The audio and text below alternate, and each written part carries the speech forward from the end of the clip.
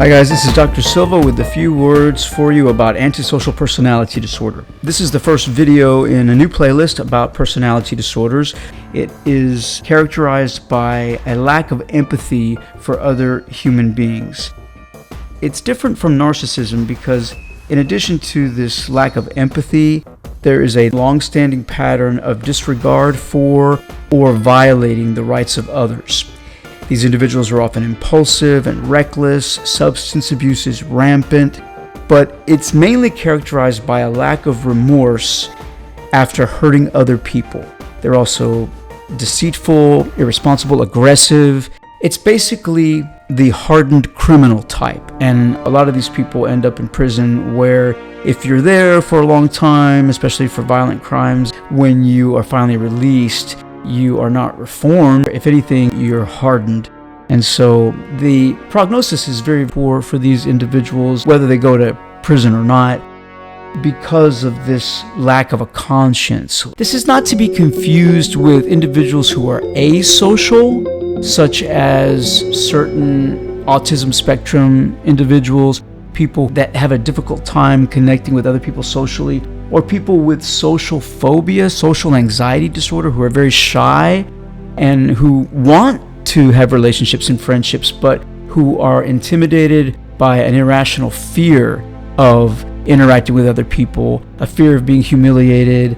Those individuals are not antisocial individuals. They are individuals who are lonely. They tend to be socially isolated because of their anxiety.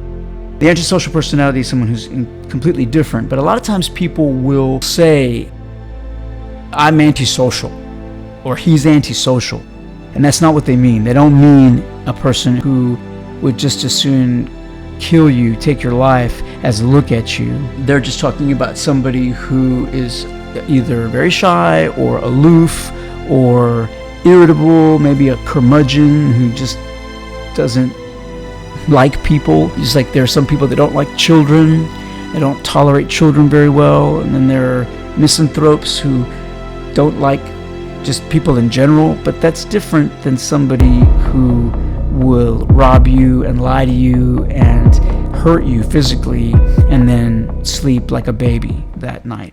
I'm reminded of that monster who didn't want to be married and didn't want to have a baby on the way, and so he murdered his pregnant wife, chopped her into pieces and threw her into a lake.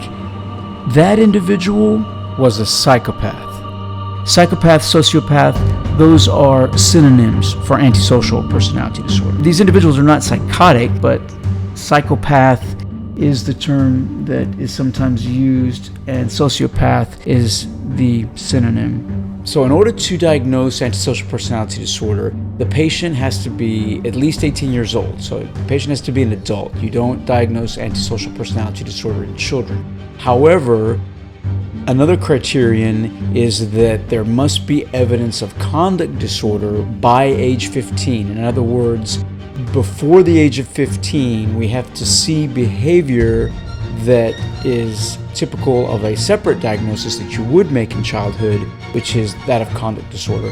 And that is a condition that consists of a range of disruptive behaviors and unacceptable behaviors in the child, a lot of which mirror what you see in antisocial personality disorder in terms of deceitfulness and violating others' rights and stealing, being physically aggressive, bullying, threatening and intimidating other people, fighting, setting fires, destroying property, carrying around weapons, and being physically cruel to playmates and animals.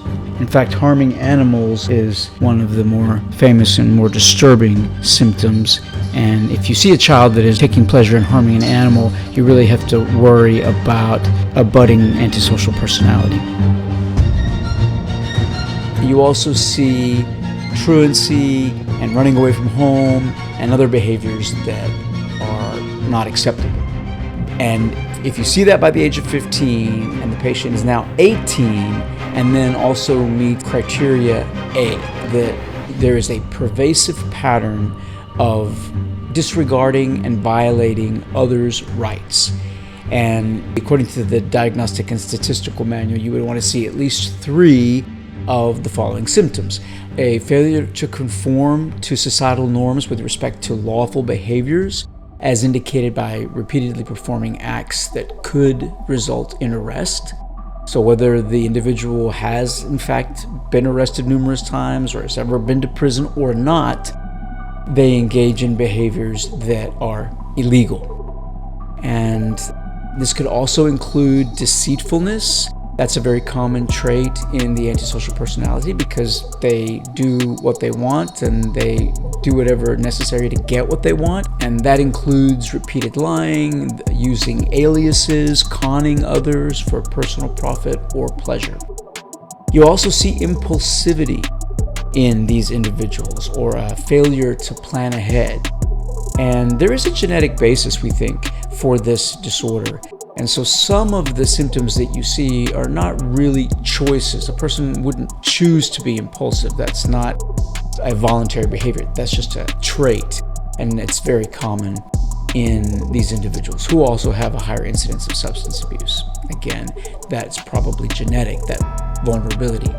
You also see irritability or aggressiveness as indicated by repeated physical fights or assaults.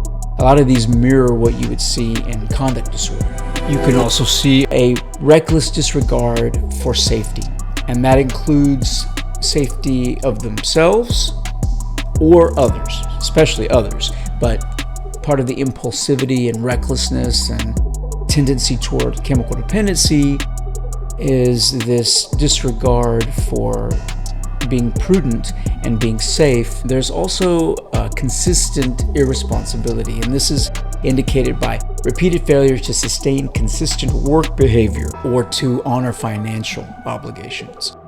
And so it could take the form of somebody who doesn't work and lives off of schemes and cons and stealing from people and otherwise defrauding people.